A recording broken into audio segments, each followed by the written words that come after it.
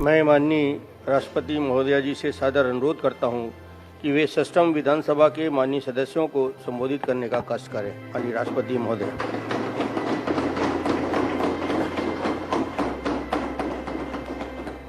छत्तीसगढ़ विधानसभा के रजत जयंती वर्ष के उपलक्ष्य में आयोजित इस विशेष समारोह में उपस्थित छत्तीसगढ़ के राज्यपाल श्री रमेन डेका जी, विधानसभा अध्यक्ष डॉक्टर रमन सिंह जी, छत्तीसगढ़ के मुख्यमंत्री श्री विष्णुदेव साय जी, छत्तीसगढ़ विधानसभा के नेता प्रतिपक्ष डॉक्टर चरणदास महंत जी, विधानसभा के माननीय सदस्यगण, गणमान्य अतिथियों, देवियों और स्वजनों, नमस्कार, जय जोहार।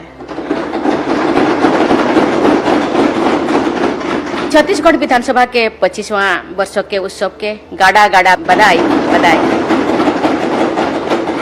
छत्तीसगढ़ राज्य में लोकतंत्र के इस उत्सव में आप सबके साथ शामिल होकर मुझे बहुत प्रसन्नता हो रही है। छत्तीसगढ़ राज्य की स्थापना तत्कालीन प्रधानमंत्री श्रद्धेय श्री अटल बिहारी वाजपेयी जी के असाधारण मार्गदर्शन में संपन्न हुई थी। इस अवसर पर हम सब उनके प्रति आभार व्यक्त करते हैं और उनके सम्मान में सादर नमन करते हैं। आप सबके बीच आकर मुझे ओडिशा विधानसभा में विधायक के रूप में अपने समय की यादें ताज़ा हो रही है। मैं अपने अनुभव से ये कह सकती हूँ कि विधायक की जिम्मेदारी निभाना जनसेवा की भावना से प्रेरित व्यक्ति के लिए बड़े सौभाग्य की बात होती है। विधानसभा राज्यों के निवासियों की आकांक्षाओं को व्यक्त करते हुए और उन्हें कार्यरत करते हुए देखने को बहुत उत्साहित जनता होते हैं। विधानसभा राज्यों की संस्कृति में प्रस्तावित होते हुए और उसी दिशा में प्रदान करती है। इस विधानसभा के इतिहास के बारे में जानकर ये मान्यता और भी मजबूत हो जाती है कि छत्तीसगढ़िया सबले बढ़िया। इस विधानसभा ने लोकतांत्रिक परंपराओं के उच्चतम मानक स्थापित किए हैं। छत्तीसगढ़ विधानसभा ने सदन की कार्रवाई के दौरान वेल में आ जाने वाला सदस्यों के संयमित विलंबन का असाधारण नियम बनाए हैं तथा उसका पालन किए भी है। मुझे ये जानकर भी बहुत प्रसन्नता हो रही है कि 25 वर्षों के दौरान कभी भी मार्शल का उपयोग नहीं करना पड़ा। छत्तीसगढ़ विधानसभा ने केवल शेष भारत ही नहीं बल्कि विश्व की सभी लोकतांत्रिक प्राणियों के सामने श्रेष्ठ संसदीय आचरण का अनुपम उदाहरण प्रस्तुत किया है। इसके लिए छत्तीसगढ़ विधानसभा के पूर्व तथा वर्तमान विधायकों की जितनी भी तारीफ किया जाए, प्रशंसा किया जाए, कम है। माननीय सदस्यगण, छत्तीसगढ़ राज्य के मातृशक्ति का रूप कहा जा सकता है। जैसे कि आप माता सबरी का उल्लेख किए, जैसे भारत माता के नमन करते हुए हम सभी भारतवासी वंदे मातरम कहते हैं, ऐसे ही इस सुंदर राज्य के सम्मान में गाया जाता है जय जय छत्तीसगढ़ मोहतारी, भारत के साक्षात चिन्हारी। ये राज्य सही अर्थों में भारत माता का साक्षात प्रतीक है।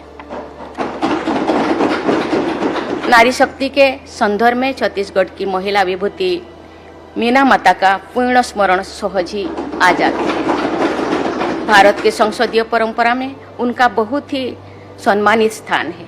वे पहले लोकसभा के कार्यकाल के दौरान छत्तीसगढ़ के अंचल से संसद में जाने वाली पहली महिला जनसेवक थी और लगातार 5 बार लोकसभा में सांसद बनी थी।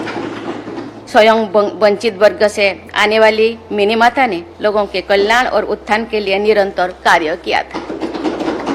मुझे बताया गया है कि इस सदन में 19 महिलाएं विधायक हैं। वर्ष 2023 के विधानसभा चुनाव में महिला मतदाताओं की कुल संख्या पुरुषों की अपेक्षा अधिक थी।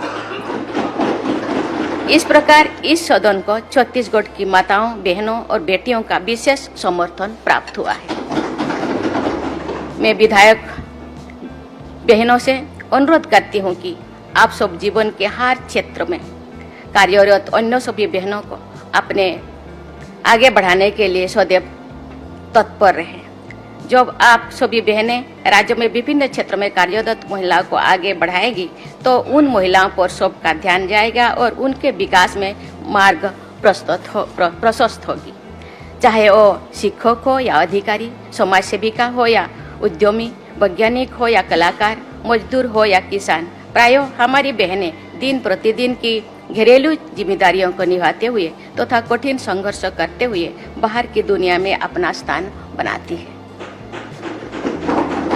जब सभी बहनों एक दूसरे को सशक्त बनाएगी तो हमारा समाज और भी अधिक मजबूत और संवेदनशील बनेगा। इस सदन में सभी विधायकों को, विशेषकर महिला विधायकों को ये प्रयास करना चाहिए कि अगली विधानसभा में महिला सदस्यों की संख्या में बढ़ोतरी हो। महिला विधायकों की संख्या में वृद्धि नारी शक्ति बंधन अधिनियम की भावना के अनुरूप होगी। प्रत्येक क्षेत्र में महिलाओं की बढ़ती भागीदारी वुमेन लेड डेवलपमेंट यानी महिला के नेतृत्व द्वारा विकास की हमारे राष्ट्रीय सोच को भी कार्यरूप देगी। छत्तीसगढ़ में 80% लोग ग्रामीण क्षेत्र में रहते हैं और उनका जीवन मुख्यतः कृषि पर आधारित है। लगभग 32% आबादी अनुसूचित जनजाति के लोगों की है। राज्य के 2.5 करोड़ से अधिक की आबादी में महिला और पुरुषों की संख्या लगभग बराबर है।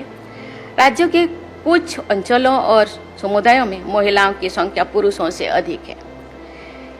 951 के सेक्स रेशियो के साथ छत्तीसगढ़ के उन राज्यों में है जिन पर हम गर्व कर सकते हैं। मुझे ये जानकर प्रसन्नता हुई है कि छत्तीसगढ़ विधानसभा ने समावेशी कल्याण एवं विकास के लिए अनेक महत्वपूर्ण विधेयक पारित किए हैं। रूढ़ियों पर आधारित प्रताड़ना से समाज को, विशेषकर महिलाओं को मुक्त करने का अधिनियम समाज को छत्तीसगढ़ विधानसभा का एक ऐतिहासिक योगदान है। उस अधिनियम के स्वरूप देने समय वर्तमान विधानसभा के अध्यक्ष डॉक्टर रमन सिंह जी मुख्यमंत्री थे तथा विधानसभा को नेतृत्व प्रदान करते थे। मुझे बताया गया है कि अब तक छत्तीसगढ़ विधानसभा ने 565 विधेयक पारित किए हैं, जिनमें अनेक विधेयक अंत्योदय तथा स्वाभाविक विकास के लक्ष्यों से प्रेरित है। इस उपलब्धि के लिए मैं सभी पूर्व एवं वर्तमान विधानसभा के सदस्यों की बहुत बहुत सराहना करती हूँ। माननीय सदस्यगण, छत्तीसगढ़ में विकास की असीम संभावनाएं विद्यमान है। सीमेंट, खनिज उद्योग, स्टील, एल्युमिनियम तथा विद्युत उत्पादन जैसे क्षेत्रों में विकास के प्रचुर अवसर हैं। यहाँ के पारंपरिक लोक शिल्पों की देश विदेश में सराहना होती है। आपका ये सुंदर राज्य हरे भरे जंगलों, झरनों तथा अन्य प्राकृतिक वरदानों से समृद्ध है। आपके राज्य को महानदी, ईसदेव, इंद्रावती और शिवनाथ जैसी नदियों का आशीर्वाद प्राप्त है। आपके राज्यों को आधुनिक विकास के मार्ग पर आगे बढ़ने के साथ साथ पर्यावरण का संरक्षण भी सुनिश्चित करना है। राज्यों के आप सब नीति निर्माताओं पर विकास और प्रकृति के बीच संतुलन स्थापित करने की जिम्मेदारी है। इसके साथ ही समाज के सभी वर्गों को आधुनिक विकास यात्रा से जोड़ना भी आपका उत्तरदायित्व है। वामपंथी उग्रवाद से प्रभावित लोगों को समाज की मुख्य धारा में जोड़ने का कार्य अंतिम और निर्णायक दौर में पहुंच गया है। मुझे बताया गया है छत्तीसगढ़ के नक्सल प्रभावित क्षेत्रों के लोग विकास के मार्ग पर आगे बढ़ना चाहते हैं। मुझे विश्वास है कि छत्तीसगढ़ को उग्रवाद से पूर्णतया मुक्त करने के प्रयास में आप सब शीघ्र ही सफलता प्राप्त करेंगे और राज्यों के इतिहास में एक स्वर्णिम अध्याय जोड़ेंगे।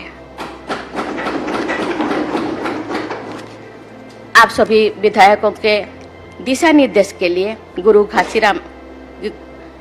घासीदास जी का मन के एक समाज अर्थात सभी मनुष्य एक समान है का आदर्श विद्यमान है।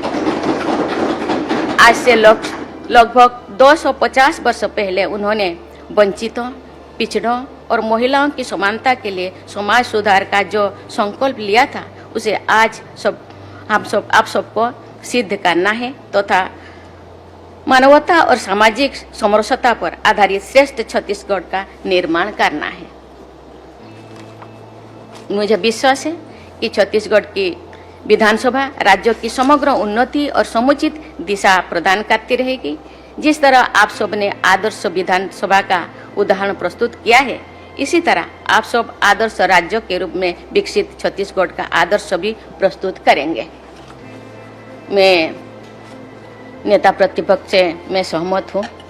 आप जैसे बरगढ़, संबलपुर को छत्तीसगढ़ का हिस्सा समझते हैं, हम भी रायपुर को ओडिशा के एक हिस्सा समझते हैं। प्रशासन दृष्टि से परिसीमन का जो व्यवस्था है, परिसीमन का कोई सीमा है, लेकिन दिल का कोई दीवार नहीं है। दिल से हम सब एक हैं, चाहे छत्तीसगढ़ हो, ओडिशा हो या झारखंड हो, हम सब एक हैं।